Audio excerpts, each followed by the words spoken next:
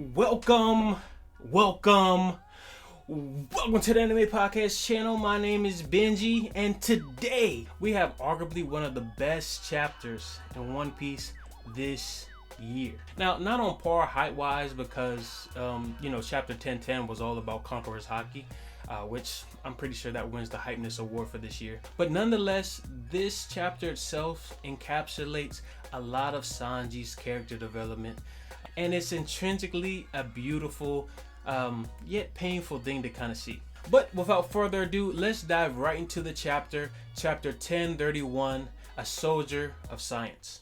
Now, we begin with a color spread page, focusing mainly on the second commanders, the famous second commanders within One Piece. So we see Rayleigh, we see Ben Beckman, we see King, we see Katakuri, Killer, Marco, Beppo, and we see Shiryu and Sabo. And in the middle of all of this, we also see Zorro, the most famous second commander in all of One Piece. Now, one interesting fact, if you look at the O in One Piece, you see two swords crossing each other. If you remember, this is actually the Shimotsuki symbol.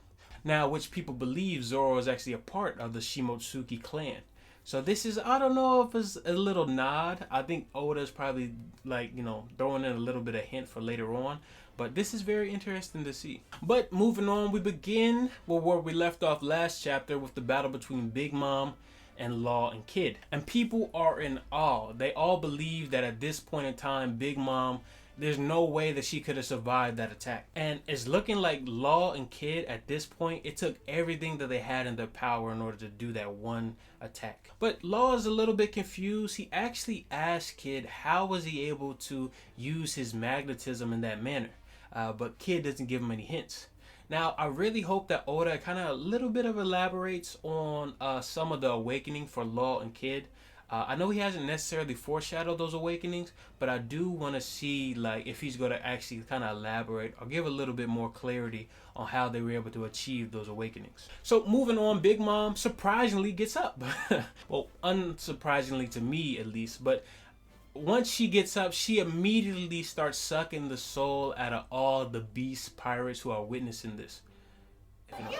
I'm just kidding. But basically, she takes the souls of those who are frightened by her presence, and basically takes the souls and put them into homies that are nearby. So basically, all of the steel beams that collapsed on her from last chapter, they're then used to make homies this chapter. And in addition to that, she actually uses 1 year of her own lifespan in order to obtain even more power, and she becomes a bigger mom. Big mom. If that makes sense. So we then get some of the best dialogue that I really liked about this chapter. Here it is. So Big Mom states, Trafalgar Law, Captain Kidd, the two of you and Straw Hat Luffy are seriously talking about taking my throne. Bring it on if you think you have a shot. I'll show you what it means to be a true emperor. So then Law actually states, I'll need to take down monsters like you if I ever want to uncover the true history. And then Kid actually says this, no more holding back. We're going all out. I don't give a damn what it costs. I'm going to tear her from her throne. Now, my interpretation of this is maybe that was simply a sneak peek of what their awakenings have the capabilities of doing in the end. Maybe there's a step beyond the awakenings that we just saw from Law as well as Kid. Because otherwise, I don't think they're going to be able to take her out with the attacks that they just did in the previous chapter. But I am interested to see how Oda goes about this. So then we cut to Yamato, and she's still running throughout Onigashima in order to get to the arsenal in the basement of Onigashima. And she actually interrupts the inevitable battle between Appu and Drake that was kind of hinted at last chapter. We all knew that Drake wasn't going to be on Appu's side once he gave him that proposal. And the thing that makes this chapter even a little bit more interesting is the fact that we get a little bit more clarity on how Appu attacks. Basically, Drake kind of states, at a first glance, it seems like your technique strikes randomly. But that's not true. They follow your line of sight. Your targets just need to hear you. So basically, that's just kind of giving more clarity on how Appu actually attacks. That's probably how he was able to attack Zorro earlier on in Onigashima or in Wano when all of this stuff happened in the first place. So we then see Apu being the coward that he is. He's trying his best to kind of get on the good side of Yamato while she's, in a rush in order to get to the arsenal in the bottom of the Onigashima. And then seemingly Yamato immediately attacks Drake unknowingly because she doesn't know that Drake is actually on Straw Hat's side. Basically she reiterates that, get out of my way, I have no time, I have to make it to the bottom of Onigashima. Drake then kind of lets her know that she's on her side, that he's not on the side of Kaido and the Beast Pirates. And then she's like, okay, I get it. So let me just get out of my way, make sure I get to this basement as soon as possible. But that's mostly all the stuff that kind of happens then. Yeah, so what is kind of interesting, and I just wanted to point this out, and this has kind of been speculative on Twitter. Dating back to chapter 1024, there's a couple of samurai that are locked up with Yamato during the flashback scene. And if you look at the monsters who are accompanying Apu right now, they kind of look very familiar to the daimyo, I think that's how you say it, daimyo of Wano, and basically it's kind of hinted at that those are the same people. Now within this chapter, there's one of them decides that he wants to chase Yamato. Now that could be something where maybe they realize that she's still alive, or they haven't seen her for a long time, this, that, and the third. I really do want to see how that kind of plays out. But we take a brief cut back to Brook and Robin, and at this point in time we know that CP0 is actually on the lookout for Robin because she is very dangerous because she has the ability to read poneglyphs. Now with that being said, this is where I think we're going to start seeing pieces put in place so that Brook gets the shine that he kind of deserves in Onigashima or Wano. He hasn't really got a significant fight, but definitely see him kind of going up against the upper echelon CP0. That would be a super dope fight for him. But the thing that also makes it interesting is Robin actually states to Brook that mass CP agents, CP0 agents, whatever they are, they're in a whole elite class of their own, meaning that they have powers or they have abilities that may haven't been seen before in One Piece just yet.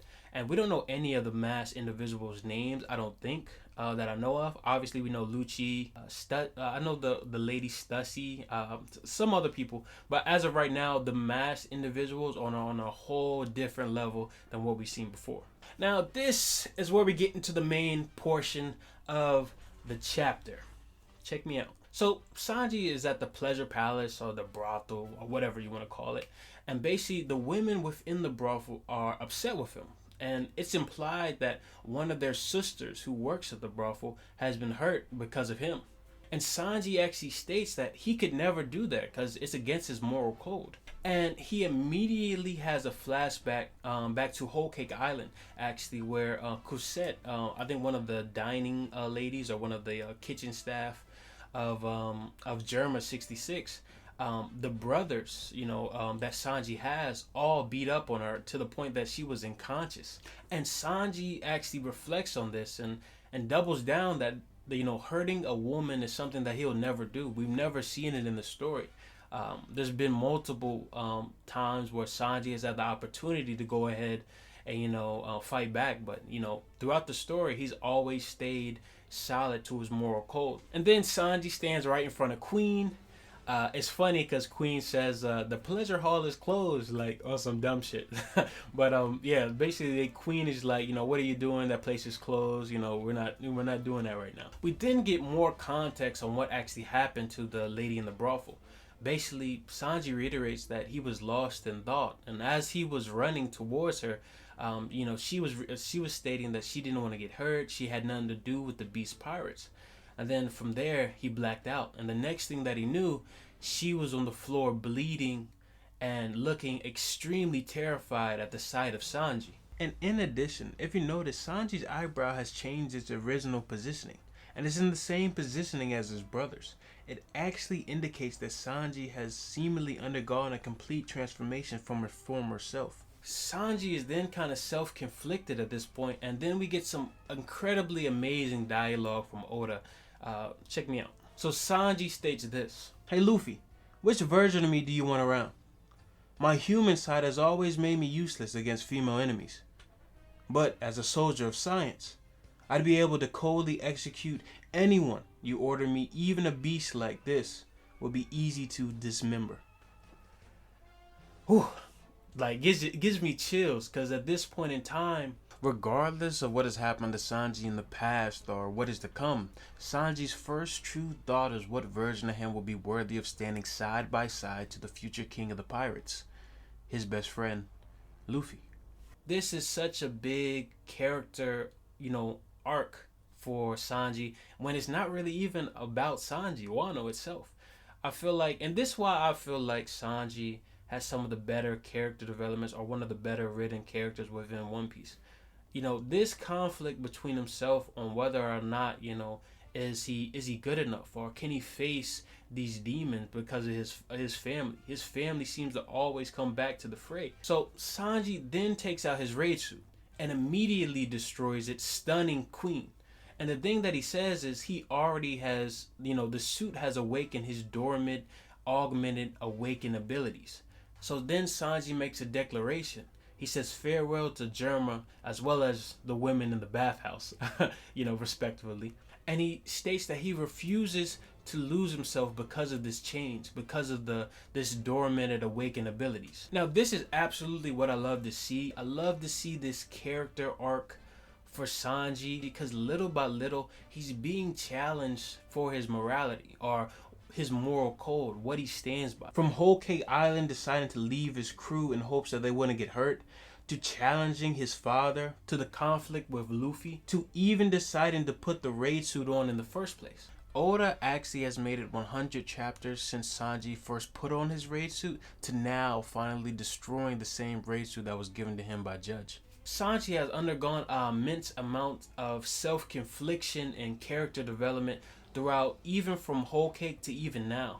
And I really want to see how Oda handles his character from here on out in the story. The most important thing is I want to see how he faces his crew from here on out.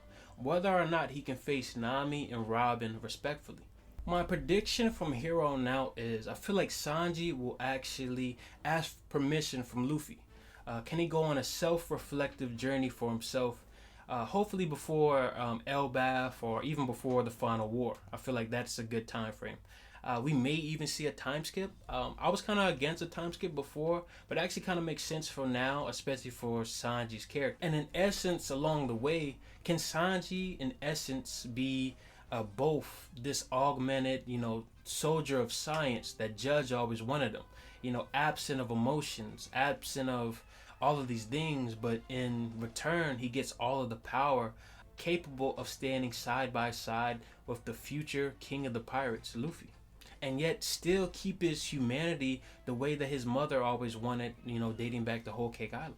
Now, this will also answer a couple questions, because I don't think at this point in the story we even knew what happened to the aftermath of the battle that left off at Whole Cake Island. All we know is we had no idea that, Germa 66 was able to do anything. We don't know if they suffered any casualties. We do know that Jinbei was able to return to Luffy. And he's been doing some work for Wano. But as of right now, we have no word on the aftermath of what actually happened at the end of the Whole Cake incident. And this just sets up so much for Sanji going forward.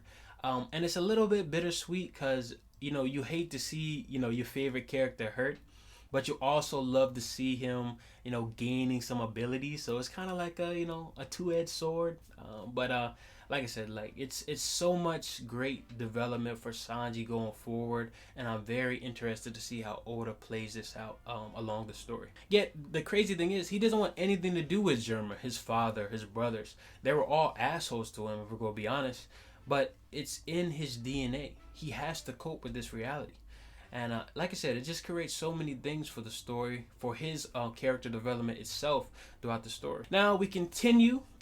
This is the cool interaction between Sanji and Zorro. Sanji pulls out a transponder snail, and he actually calls Zorro. Now Zorro is oblivious to this. He had no idea that he was given a snail, But Sanji actually states on the phone that he slipped it in, Zoro's clothing, knowing that, Zoro was going to get lost somehow, or if he was on, death's door. It's basically like a backhanded way to say that, hey, I mess with you, but I don't mess with you. I don't know. I like Zoro and Sanji itself. Like, their partnership is pretty dope. So Zoro is irritated and says basically he's distracted them because at this point King is, in his a dinosaur form or whatnot, and firing a bunch of stuff at Zoro at this point. So Zoro got his hands full. So then Sanji says this. He says to Zoro that they will defeat the Beast Pirates, and what he basically is saying that he will defeat Queen, Zoro will defeat King, and Luffy will defeat Kaido. But he says this, and Zoro says, well, that's obvious. So then Sanji asks Zoro for a favor. If Sanji is to completely lose himself, be void of all of the morality that he has always stood by, Zoro wants to kill him because Sanji doesn't want to, in essence, become a monster. Zoro then states, and he kind of hesitates for a second, but he states that, if it truly comes to that, I'll make your death swift. But he then tells Sanji, not to die just yet, because this is something for him to look forward to, after his battle with King. Now, the thing that makes this really interesting, like I said, this kind of goes, in the vein of how their relationship goes between Zoro and Sanji. But the thing that I want to kind of point out is, after this interaction, after Zoro says what he says to Sanji, Sanji simply just says thanks. And more so often, we would see a nice little rebuttal from Sanji, stating that, yeah, whatever, Moss head or whatever, this, that, and the third. But I feel like this point in time, all of this stuff kind of collapsing in Sanji's head, this isn't really a joking matter. He doesn't necessarily know what is going to come after this battle, or what is his future on this crew. How can he live with himself knowing that he could hurt hurt the females on his crew that he's, always, stood by, never hurting them, never hurting females, no matter what. So then we end the chapter off where we see Sanji actually disappear. And then Queen is like, this must be a work of, Judge's magic or his science or whatnot. And then Sanji comes in and says this. Sanji says, "Stop stoking the fire. I'm already white hot." And proceeds to use Hell's memory on Queen, attack we haven't seen since the beginning of the time skip, where he used it in Fisherman Island. And we end the chapter there. And I actually want to know whether or not this Hell's memory was triggered by, obviously, the time skip, his time with Ivankov and, that island. Or is it triggered by his childhood, triggered by the thought of Germa 66? Or it could be something where he's taking his conscious being right now and basically using it in order to attack, Queen, because, like I said, he's in a standstill. He's a self-contradiction to his own self. And I do want to see where his character goes from there. But let me know what you guys think. Now, we do have a break next week, unfortunately. But we have gotten a couple of, leaks for rumors. Now, these are rumors, so we don't know. But everything seems to track pretty well. For the next couple chapters, these leaks are what we can look forward to a little bit later on. Check me out. So, here are the leaks. So, the first leak was in 1030. Kids' law. Kids/law. Basically, they'll have their fruits awakened. That was proven right. So, chapter 1031, Sanji/Queenside grabbing his mentality after twists and turns. So basically that was checked out to be true as well with this chapter. Now this is where we get some more leaks for 32, 33, and 34. So chapter 1032 says, "Yes, I decided. Power up and rob the Queen."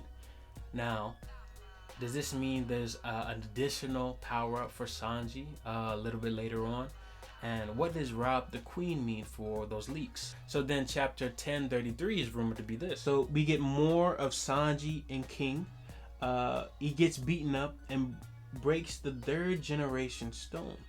Don't know what that means. So I would like to see what happens in 1033 as well. And then we get 1034. Now this is going to be for all the Zorro fans who want to see this. Check me out. So chapter 1034. What is a black blade? Zorro and Enma fusion / awakening. And those are the leaks that we know of. Now, like I said, these are all rumors. I don't necessarily know if these are going to be true, but I do want to see what happens, especially 1034 and 1032. Unfortunately, we got a break next week, so we got to wait for all of that. Now, with that being said, what are your thoughts on this chapter? It has to be one of the best chapters of Onigashima or Wano itself. And does this establish Sanji as one of the best written characters within One Piece? For myself, yes, but I'm biased, so as you can see right there. But I do think Sanji's character development is something that is very, very telling to the story.